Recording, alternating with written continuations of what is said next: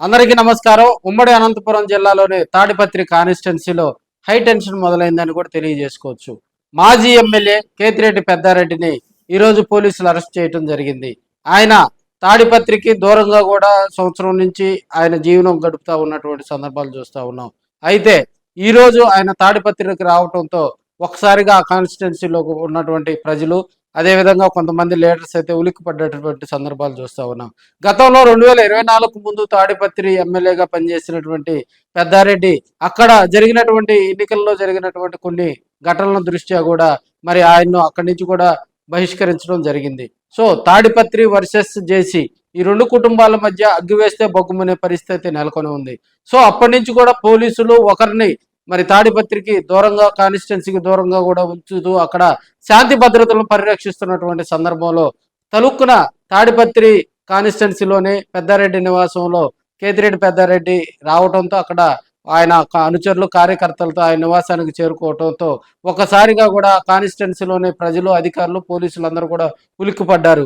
పోలీసులు వెనువెంటనే కూడా పోలీసు ఉన్నతాధికారులు పెద్దారెడ్డి నివాసానికి చేరుకోవటం జరిగింది.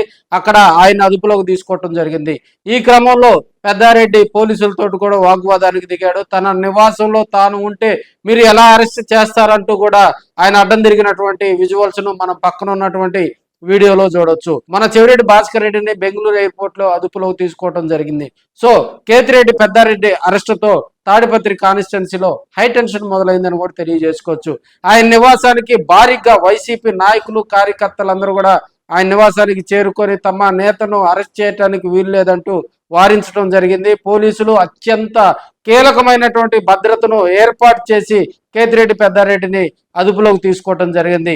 ఈ అరెస్ట్ అంతా కూడా ఒక నాటకీయ పరిణామం మధ్య జరిగిందని మరి తాడిపత్రి నివాసం వద్ద చేరుకున్నటువంటి వైసీపీ నాయకులు, కార్యకర్తలు, తాడిపత్రి మరి ఆ కాన్స్టిట్యున్సీలో పాటు ఉమ్మడి అనంతపురం జిల్లాలో మరి పెద్దారెడ్డి ఫ్యాన్స్ అందరూ కూడా వారందరూ కూడా ఎమోషనల్ అయినటువంటి సందర్భాలు మనం చూస్తూ ఉన్నాం. అయితే పోలీసులు కట్టుదిట్టమైనటువంటి వలయాన్ని ఏర్పాటు చేసుకొని కేతిరెడ్డిని అదుపులోకి తీసుకోవడం జరిగింది. ఆయన్ను మరి ఉమ్మడి అనంతపురం జిల్లాలో కూడా ఆయనకంటూ ఒక ప్రత్యేకమైనటువంటి వైసీపీలో గుర్తింపు ఉన్న నేపథ్యంలో ఆయన్ను మరో ప్రాంతానికి, రహస్య ప్రాంతానికి తరలించినట్టుగా కూడా విశ్వసనీయ వర్గాలు అయితే చెప్తా ఉన్నాయి. అయితే అనంతపురం తరలించారని కొంతమంది అక్కడ ఉన్నటువంటి నాయకులు, కార్యకర్తలు అందరూ కూడా చర్చించుకుంటున్నటువంటి సందర్భాలు చూస్తూ ఉన్నాం.